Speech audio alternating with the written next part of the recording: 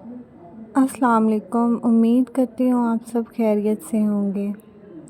आगे बढ़ने से पहले मेरे चैनल को लाइक और सब्सक्राइब लाज़मी करिएगा।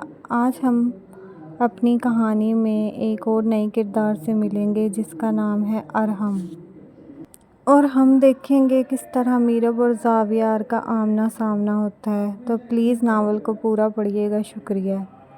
चलें अब हम अपनी अगला एपिसोड स्टार्ट करते हैं। कुछ लोग अपनी हार को इतनी आसानी से हज़म नहीं कर पाते, ख़ास तौर पर वो इंसान जिसने ज़िंदगी में कभी ना सुनी हो, जिसकी उंगली के एक इशारे पर बड़े बड़े फ़ैसले हो जाते हों। उसके लिए एक आम सी लड़की का सामने खड़े होकर उसकी अना को कुचल देना एक ऐसा ज़ख्म था जो हर गुज़रते लम्हे के साथ गहरा होता जा रहा था। सिकंदर अपने ऑफिस के 14वें फ्लोर पर, ज़ावियार सिकंदर अपने आलीशान कैबिन की बड़ी सी शीशे की खिड़की के पास खड़ा दूर आसमान को देख रहा था, जहां काले बादल छा रहे थे, शहर पर साए गहरे हो रहे थे। और बिल्कुल इसी तरह ज़ावियार के चेहरे पर भी एक ख़तरनाक और संगीन मुस्कुराहट उभर रही थी। 50,000 रुपये का बिल उसके लिए कोई अहमियत नहीं रखता था, लेकिन मीरब ने जिस अंदाज में उससे वो पैसे निकलवाए थे, वो बात ज़ावियार को अंदर ही अंदर जला रही थी। वो सिगार का एक लंबा कुश लेता है और धुआं शीशे पर छोड़ता है। इसी लम्हे कैबिन का दरवाज़ा खुलता है और उसका छोटा भाई अयान सिकंदर अंदर दाखिल होता है। अयान के चेहरे पर हमेशा की तरह एक फ़िक्रमंद मुस्कुराहट थी। वो अपने बड़े भाई के मिजाज को अच्छी तरह समझता था और जानता था कि कल रात से ज़ावियार के दिमाग में कोई ना कोई तूफ़ान चल रहा है। अयान सोफ़े पर बैठते हुए संजीदा लहजे में, बड़े भाई, मैं कल रात से देख रहा हूँ आप मामूल से ज़्यादा खामोश और गुस्से में हैं। समीर बता रहा था कि आपने उस बेकरी वाली लड़की को यहाँ ऑफिस बुलाया था। भाई, वो एक आम सी मासूम लड़की है। आप उसके पीछे पड़कर अपनी पोजीशन, अपना नाम क्यों ख़राब कर रहे हैं? लोग क्या कहेंगे कि सिकंदर ग्रुप ऑफ कंपनीज़ का मालिक एक मिडिल क्लास लड़की से बदला ले रहा है। ज़ावियार अयान की तरफ मुड़े बगैर सर्द और कांटदार आवाज़ में, अयान, तुम अभी बच्चे हो, इसलिए बिज़नेस और अना के असूल नहीं समझते। इस लड़की ने सिर्फ मेरी तौहीन नहीं की, इसने मेरे असूलों को चैलेंज किया है। और जो इंसान ज़ावियार सिकंदर के सामने सर उठाने की जुर्रत करे, मैं उसका सर झुकाना अच्छी तरह जानता हूँ। वो ख़ुद को बहुत खुददार समझती है ना। आज मैं उसका ये सारा गरूर उसकी यूनिवर्सिटी के सामने खाक में मिला दूँगा। समीर, गाड़ी निकालो, हम अभी यूनिवर्सिटी जा रहे हैं। अयान ने ज़ावियार को रोकने की कोशिश की, लेकिन ज़ावियार का फ़ैसला पत्थर पर लकीर था।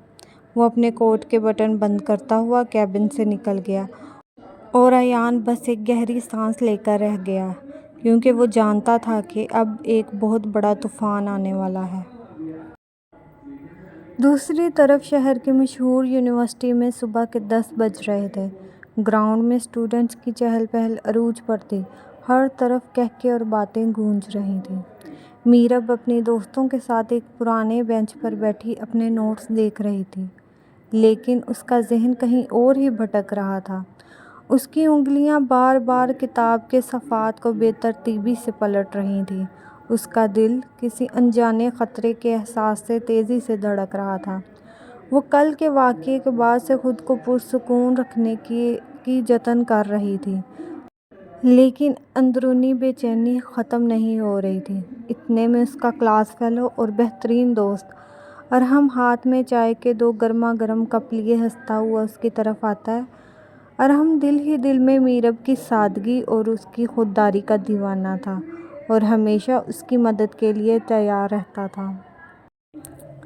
अरहम चाय का कप मीरब की तरफ बढ़ाते हुए मुस्कुराकर, लो मीरब, तुम्हारी पसंदीदा इलायची वाली कड़क चाय। वैसे आज तुम्हारा चेहरा बता रहा है कि तुम किताबों में नहीं बल्कि किसी गहरे ख्याल के समंदर में डूबी हुई हो। मुझे बताओ मीरब, कोई परेशानी है क्या? कल रात से तुम्हारा फ़ोन भी बंद जा रहा था और तुम सुबह से मुझसे नज़रें चुरा रही हो। क्या दादी की तबीयत ज़्यादा ख़राब है? मीरब एक ज़बरदस्ती की मुस्कुराहट चेहरे पर लाते हुए चाय पकड़ती है। نہیں ارحم، ایسی کوئی بات نہیں ہے، بس رات کو دادی کو سانس لینے میں تھوڑی تکلیف ہو رہی تھی، اس لیے رات بھر جاگنا پڑا، نیند پوری نہیں ہو سکی۔ تم سناؤ، آج کا جو سر احمد کا لیکچر ہے، کیا تم نے اس کے نوٹس تیار کر لیے ہیں؟ مجھے وہ نوٹس چاہیے ہوں گے۔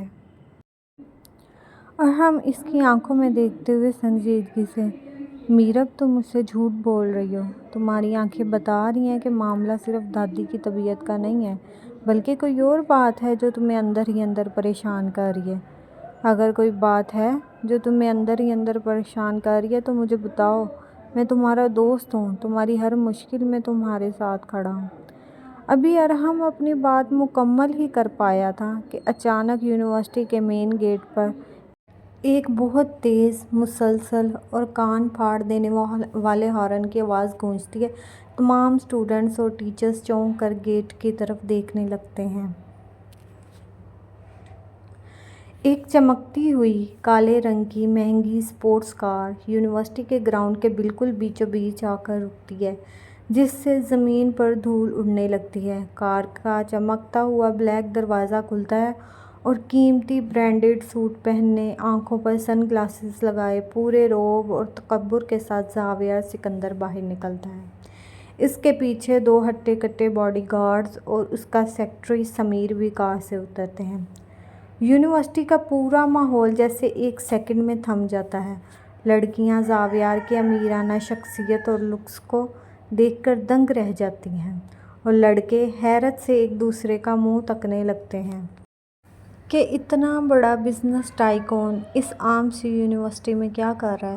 لیکن میرب کے ہاتھ کانپنے لگتے ہیں اور اس کے ہاتھ سے چائے کا کپ چھوٹ کر زمین پر گر جاتا ہے۔ وہ سمجھ گئی تھی کہ یہ طوفان کسی اور کے لیے نہیں بلکہ اس کی زندگی کو اجاڑنے کے لیے یہاں پہنچا ہے۔ زاویہ اپنے چشمے اتارتا ہے اور اس کی تیز عقاب جیسی نظریں پوری یونیورسٹی کے گراؤنڈ کا جائزہ لیتی ہیں۔ جیسے ہی اس کی نظر بینچ پر کھڑی میرب پر پڑتی ہے، اس کے چہرے پر ایک زہریلی مسکراہٹ آ جاتی ہے۔ وہ سیدھے قدموں سے اس کی طرف بڑھنا شروع کرتا ہے کہ یونیورسٹی کے پرنسپل اور دو تین سینئر ٹیچرز بھی ہامتے کانپتے ہوئے اس کے پیچھے بھاگتے ہیں، کیونکہ سکندر گروپ اس یونیورسٹی کو ہر سال لاکھوں روپے کا فنڈز دیتا تھا اور ان کی ناراضگی یونیورسٹی کو بند کروا سکتی تھی۔ پرنسپل ہاتھ جوڑتے ہوئے دبتے لہجے میں، مسٹر زاویہ سکندر، سر آپ اچانک یہاں؟ اگر کوئی ضروری کام تھا یا کوئی مسئلہ تھا تو آپ مجھے ایک فون کر دیتے، میں خود آپ کے آفس حاضر ہو جاتا۔ آپ کو خود اس دھوپ میں یہاں آنے کی کیا ضرورت تھی سر؟ زاویہ پرنسپل کو مڑ کر دیکھا اپنی نظریں میرب پر جمائے ہوئے سرد آواز میں کہتا ہے، پرنسپل صاحب، میں یہاں کالج کے کسی کام سے نہیں آیا اور نہ ہی مجھے آپ سے کوئی بات کرنی ہے۔ میں یہاں اس لڑکی مس میرب شہزاد سے اپنا ایک ادھورا حساب کتاب برابر کرنے آیا ہوں، جو کل میرے آفس میں کچھ زیادہ ہی اونچی اڑان اڑ رہی تھی۔ کالج کے سینکڑوں اسٹوڈنٹس اینڈ ٹیچر اب حیرت اور تجسس سے میرب کی طرف دیکھنے لگتے ہیں۔ چاروں طرف باتیں شروع ہو جاتی ہیں۔ میرب کا چہرہ غصے اور توہین کے احساس سے سرخ ہو رہا تھا، لیکن وہ اپنی جگہ پر بالکل سیدھی کھڑی ہو جاتی ہے اور اپنی بڑی بڑی آنکھیں اٹھا کر زاویہ کی آنکھوں میں دیکھتی ہے۔ ارحم میرب کے آگے ڈال بن کر آ کھڑا ہوتا ہے۔ ارحم غصے سے زاویہ کی طرف بڑھتے ہوئے، ایکسکیوز می مسٹر، آپ کتنے ہی بڑے بزنس مین کیوں نہ ہوں، آپ کو یہ حق کس نے دیا کہ آپ ہماری یونیورسٹی میں اس طرح داخل ہوں اور میرب کو سب کے سامنے ہراساں کریں؟ آپ اپنی دولت اپنے گھر پر رکھ کر آئیں۔ یہ تعلیمی ادارہ ہے، یہاں سے ابھی کے ابھی باہر نکل جائیں ورنہ میں پولیس کو فون کر دوں گا۔ زاویہ ارحم کو ایک انتہائی حقارت آمیز اور سرد نظر سے دیکھتا ہے اور اپنے گارڈ کو اشارہ کرتا ہے، تم بیچ میں مت بولو لڑکے، ورنہ تمہارا کیریئر اور تمہاری زندگی شروع ہونے سے پہلے اس دنیا سے ختم کر دوں گا۔ سمیر، وہ انویلپ مجھے دو۔ سمیر جلدی سے ایک بڑا سا سفید انویلپ زاویہ کے ہاتھ میں تھماتا ہے۔ زاویہ وہ کاغذات میرب کے چہرے کے بالکل سامنے لہراتا ہے تاکہ سب دیکھیں۔ زاویہ ایک طنزیہ اور مغرور ہنسی کے ساتھ اونچی آواز میں، مس میرب شہزاد، تم کل میرے کیبن میں کھڑے ہو کر بڑی اکڑ دکھا رہی تھی نا کہ تم اپنی جاب کے پیسوں سے خود کما کر پڑھتی اور کسی کا احسان نہیں لیتی۔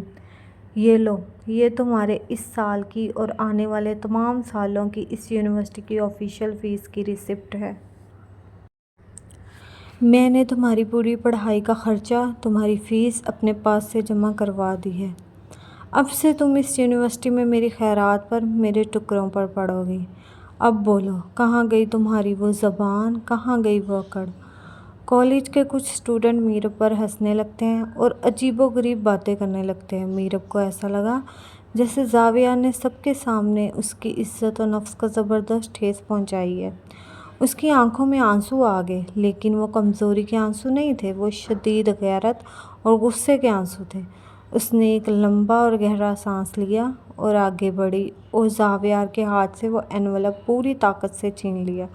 اور پھر سب کی حیرت کی انتہا نہ رہی جب میرب نے اس انویلپ کو بیچ سے پھاڑ کر اس کے چیتھڑے اڑا دیے اور وہ کاغذ کے ٹکڑے پوری قوت سے زاویہ کے مغرور چہرے پر پھینک دیے۔ میرب کانپتی لیکن انتہائی مضبوط اور کڑک آواز میں، مسٹر زاویہ سکندر، آپ کی یہ دولت، یہ پیسہ آپ کے گھر کی لونڈی ہوگی، میرب شہزاد کی نہیں۔ میں غریب ضرور ہوں، ایک ایک روپے کے لیے دن رات محنت کرتی ہوں، لیکن میں بکاؤ نہیں ہوں اور نہ ہی میرا ضمیر اتنا کمزور ہے۔ مجھے آپ کی اس گھٹیا خیرات کی کوئی ضرورت نہیں ہے۔ میں آج ہی اسی وقت اس یونیورسٹی سے اپنا ایڈمیشن کینسل کروا دوں گی، لیکن آپ جیسے بے رحم اور ظالم انسان کے پیسوں پر کبھی تعلیم حاصل نہیں کروں گی۔ آپ نے کیا سوچا تھا؟ آپ مجھے سب کے سامنے ذلیل کریں گے، میری غربت کا مذاق اڑائیں گے اور میں گھٹنوں کے بل بیٹھ کر رو پڑوں گی؟ یہ آپ کی بھول ہے مسٹر زاویہ۔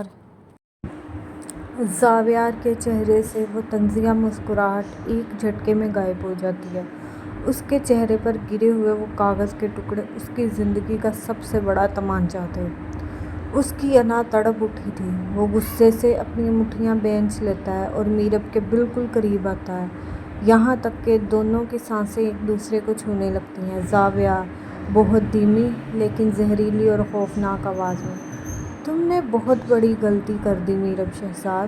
اگر تم نے یہ فیس قبول نہیں کی تو یاد رکھنا، جس چھوٹے سے کرائے کے مکان میں تم اپنی بوڑھی دادی اور معصوم چھوٹی بہن کے ساتھ رہتی ہو نا، وہ مکان میں چند لمحوں میں خرید لوں گا۔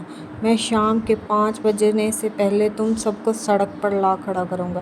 اب فیصلہ تمہارا ہے، اپنی دادی کی زندگی پیاری ہے یا یہ جھوٹا غرور؟ زاویہ یہ زہریلے الفاظ میرب کے کان میں پھونک کر مڑتا ہے، اپنی کار میں بیٹھتا ہے اور گاڑی کو ایک زوردار جھٹکے کے ساتھ بھگا لے جاتا ہے۔ میرب وہیں یونیورسٹی کے گراؤنڈ پر گھٹنوں کے بل بیٹھ جاتی ہے۔ اس کا پورا جسم کانپ رہا تھا اور اس کی آنکھوں سے اب بے اختیار آنسو بہنے لگتے ہیں اور ہم جلدی سے آگے بڑھ کر اسے سنبھالنے کی کوشش کرتا ہے، لیکن میرب کا پورا وجود جیسے سن ہو چکا تھا، اسے ہر طرف اندھیرا دکھائی دے رہا تھا۔ ابھی وہ خود کو سنبھالنے کی کوشش کر ہی رہی ہوتی ہے کہ اس کے پرس میں رکھا ہوا فون زور زور سے بجنے لگتا ہے۔ میرب نے لرزتے ہاتھوں سے فون نکالا اور اسکرین پر اس کی چھوٹی بہن اشال کا نام چمک رہا تھا۔ جیسے ہی میرب نے فون کان سے لگایا، دوسری طرف سے اشال کی ہچکیوں اور رونے کی دردناک آواز آئی۔ اشال فون پر بری طرح روتے ہوئے چلاتے ہوئے، میرب آپی، خدا کے لیے جلدی گھر آ جائیں، کچھ گنڈے اور سرکاری لوگ ہمارے گھر کا سامان باہر گلی میں پھینک رہے ہیں۔ دادی نے جب انہیں روکنے کی کوشش کی تو انہوں نے دادی کو دھکا دے دیا۔ دادی یہ صدمہ برداشت نہیں کر پائیں آپی، وہ بے ہوش ہو کر گر گئی ہیں اور ان کے منہ سے خون نکل رہا ہے۔ آپی مجھے بہت ڈر لگ رہا ہے، پلیز جلدی گھر آ جائیں ورنہ دادی مر جائیں گی۔ اشال کی بات سن کر میرب کے ہاتھ سے فون چھوٹ کر زمین پر گر جاتا ہے۔ میرب آسمان کی طرف دیکھتی ہے، اس کی دنیا اجڑ چکی تھی۔ میرب روتے ہوئے، یا اللہ، میں اس ظالم انسان کا سامنا کیسے کروں؟